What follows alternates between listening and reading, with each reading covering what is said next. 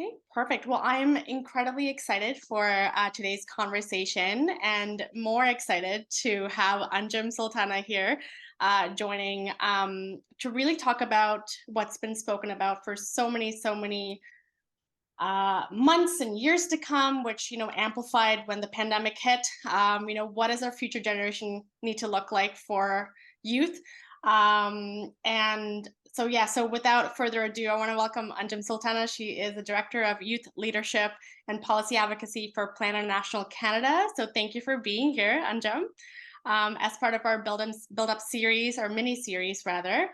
Um, so I really wanted to start this conversation by going back a little bit. I had the honor of reading your most kind of intriguing yet hopeful article on say where you were saying that this is the year 2024 is the year for future generations. So I wanted to take you back to that article when you were writing it. I mean, can you talk to us about, well, one, why do you feel that this is the year for our future generation?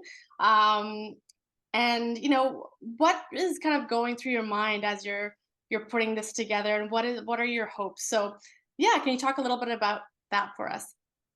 Yeah, and first of all, thank you so much for the invite. I am a big fan of this series and a big fan of you, and I just really appreciate the opportunity that you provide for us to think a bit more deeply about issues that we are experiencing as a society and have thoughtful conversations, dynamic conversations, and looking at it through different perspectives. Mhm. So yeah, that's why I'm so excited to be here today. So as mentioned, I work at Plan International Canada, and we work on children's rights and equality for girls globally. And we're part of a global organization. So we're in about 77 countries now around the world. And I've been now at the organization for about 2 years. And it doesn't matter if you're in Canada, if you're in Cambodia, if you are in another country around the world. It's been really challenging for young people, for Gen Z in particular, millennials as well. We are experiencing the continued ripple effects of the COVID-19 pandemic. We are seeing climate change on our doorstep in Canada and around the world. I think last year was the hottest year on record in our history as a planet as well. And we're also seeing um, greater fragility, greater conflict, greater violence in many, many parts of the world. And all of these issues are also interlinked, conflict and climate and COVID, and also the economic insecurity. And for all of these issues, many of these issues, vulnerable communities pay the price. Vulnerable communities, including children and youth, pay the price. And when you also look at it through a gender lens, a race lens, and different intersections. And so the world, it's not easy, and I don't want to sugarcoat it.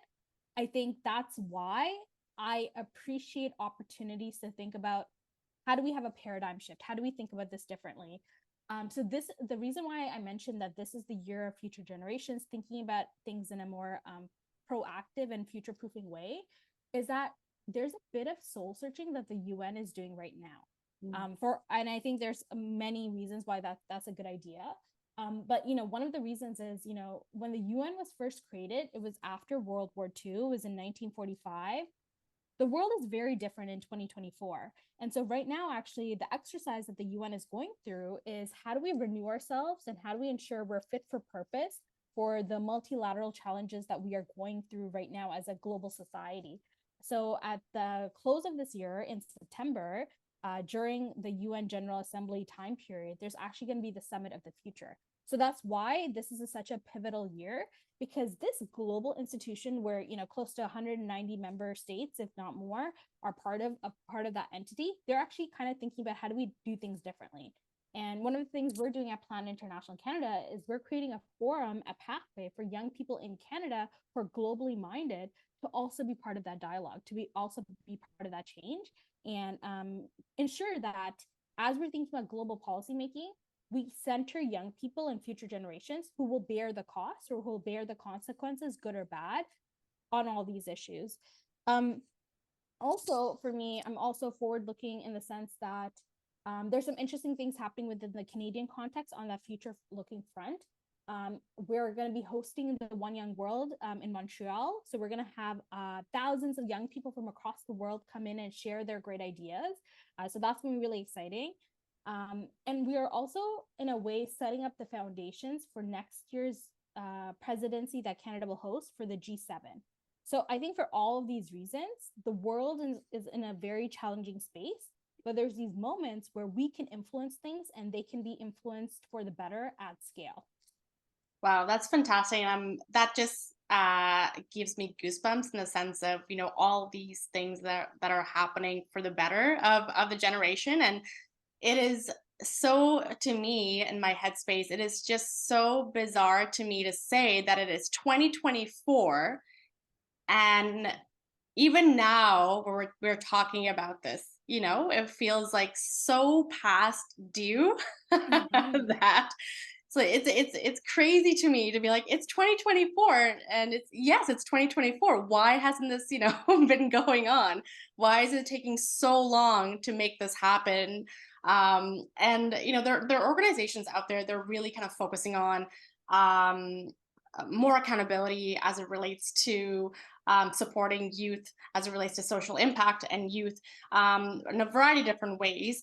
At the same time, there are still organizations that are really struggling to create that change, oftentimes because of that missing link of engagement from youth. So, can you talk to us a little bit about the importance of that with organizations that are really looking to support the future generations, and what are some of the missing links that are oftentimes overlooked as it relates to this? Yeah, great question. I think I feel very fortunate at Plan International Canada for a number of years. We have looked at our highest level of decision making and governance at our board level. We do strive to have a representation of diverse genders and also diverse generations at that board level, including folks under the age of 25. That's like a big an important part of what we do. We also have a youth council that provides advisory to us for our programming, for our public engagement, really providing that youthful perspective on a number of issues. And we also do a number of youth leadership programs to really support the next generation of young global citizens in building their knowledge, their skills, their networks to create transformative impact. Really recognizing that there's already leadership within them, but there may be systemic barriers that are preventing it from it being fully unlocked. And that's where we work in solidarity and in partnership with young people in Canada. And there's other organizations too that I see doing really promising work. I think of the Foreign Network for Change. They have an interesting program called Rise on Boards, where they support young people in equipping them to be excellent board governors, board directors, and recognizing that they have a very useful perspective to bring to the table and ensuring that they are well supported as they pursue that leadership journey. Because I think that's the biggest thing. Folks, especially from diverse, underrepresented communities, are capable, are knowledgeable, have everything at their disposal to be excellent contributors, but they may be coming across systemic barriers. So, what is the role of civil society and other organizations to help dismantle those systemic barriers?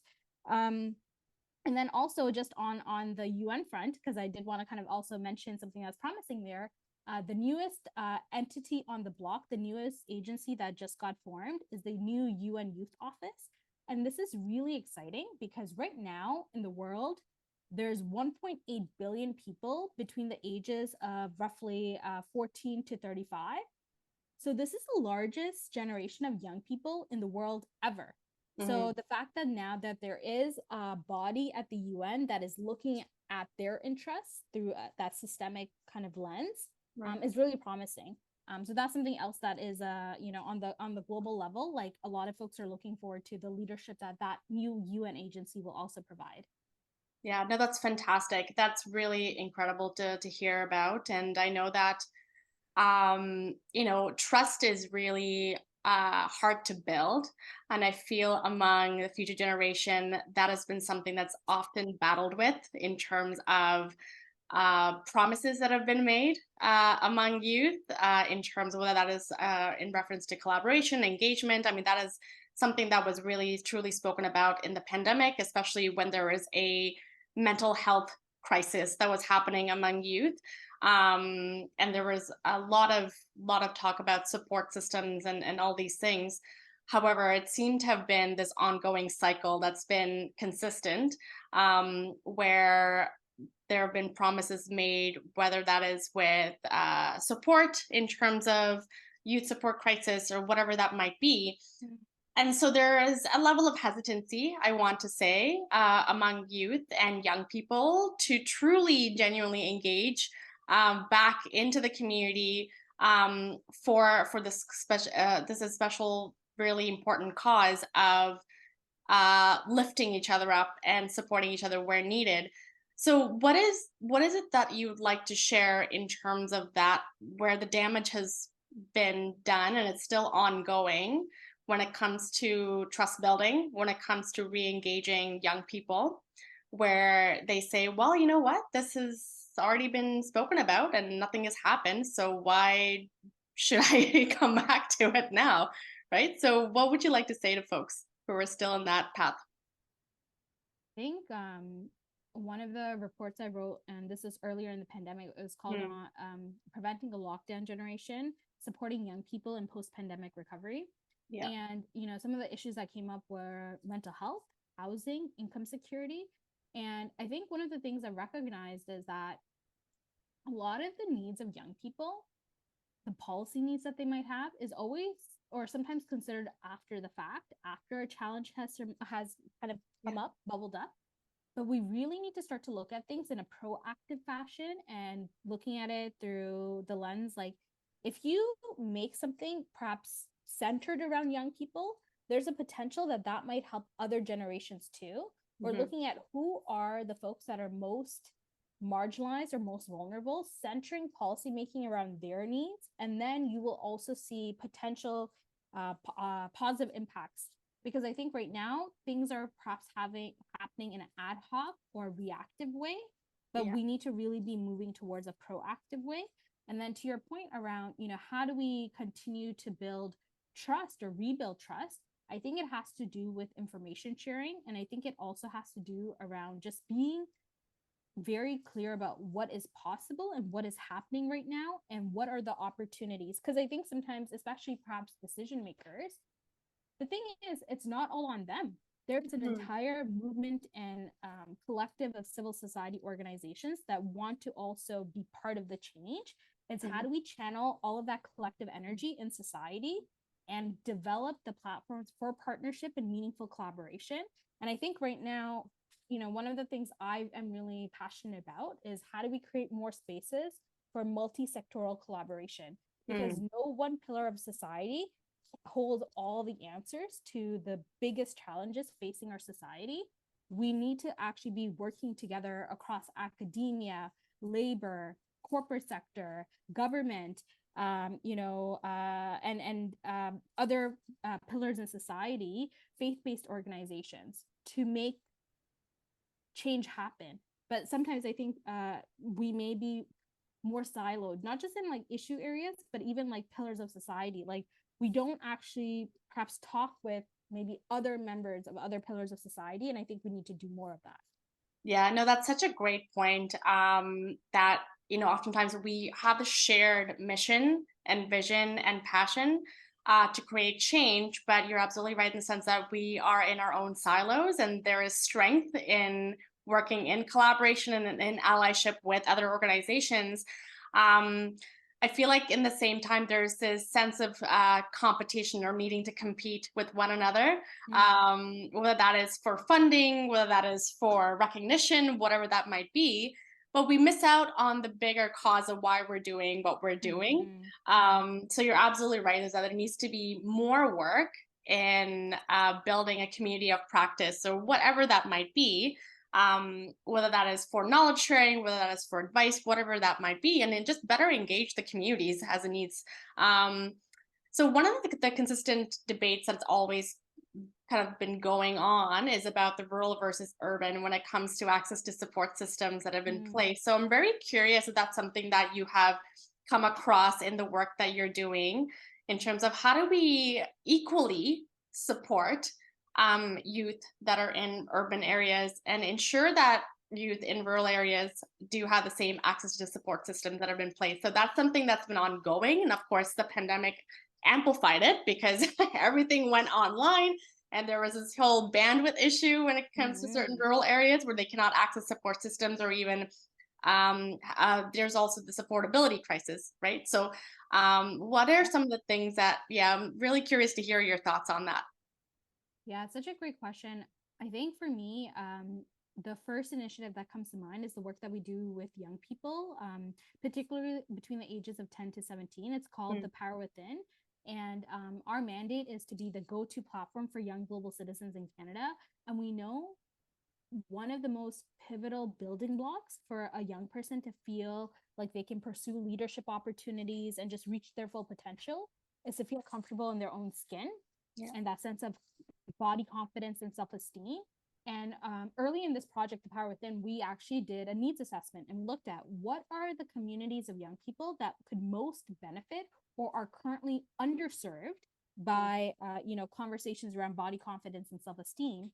And our needs assessment revealed that, in particular, racialized and newcomer youth in rural, remote, and northern communities are underserved when it comes to conversations around body confidence and self esteem.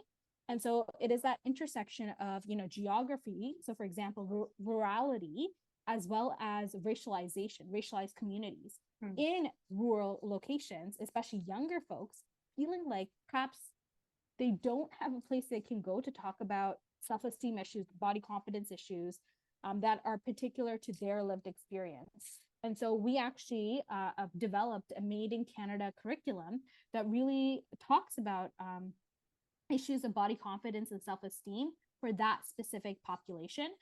So we actually did piloting in rural Nova Scotia, rural Alberta, as well as rural Quebec as well.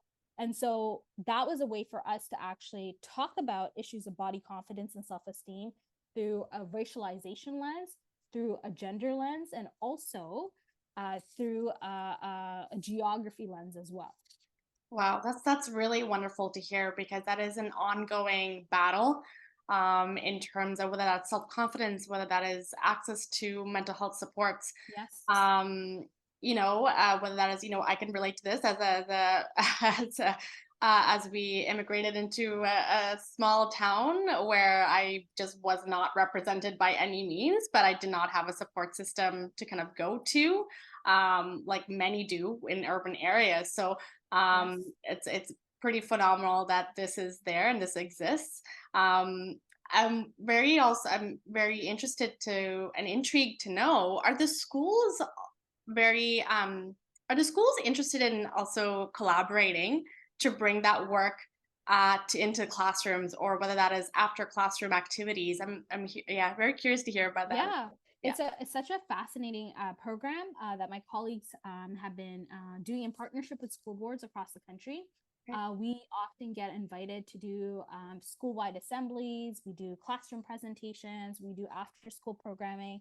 We work with other youth-serving organizations as well, because that is, especially during that time period of 10 to 17 or even 10 to 14, things like body confidence and self-esteem, they are so vital because that is when your body may be changing, you may be thinking about, how you're relating with your friend groups.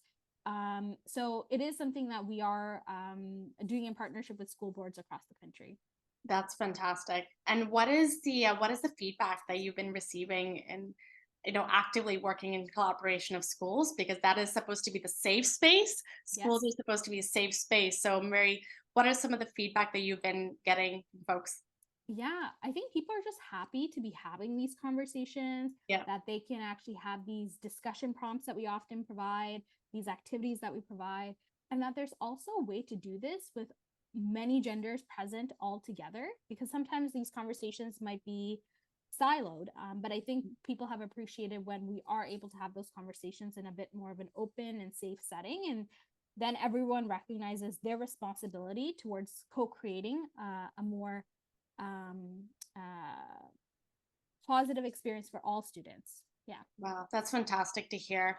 So I'm cognizant of time. This is something that we can keep talking for forever. Lastly, I wanted to just kind of get your hopes on this. So what is your hope for the next kind of 5 years down the line? What are you anticipating that could potentially happen, or what do you hope to happen in the work that you're doing, along with several Yeah. others that Yeah, you're this is collaborating and allying with? Yeah. I love this conversation about the future because it really shows that we have agency and that Mm, our contributions can move the needle, can make an impact, can make a difference. I think I'm very hopeful for partnerships because I think no one entity or pillar of society holds all the answers. But when we're able to meaningfully mobilize all of us, there mm, is a chance for a better and brighter future for young people in this country and for young people who want to make a positive impact on the world, because we will need to be working across countries for issues like climate change, issues like conflict, issues like global health.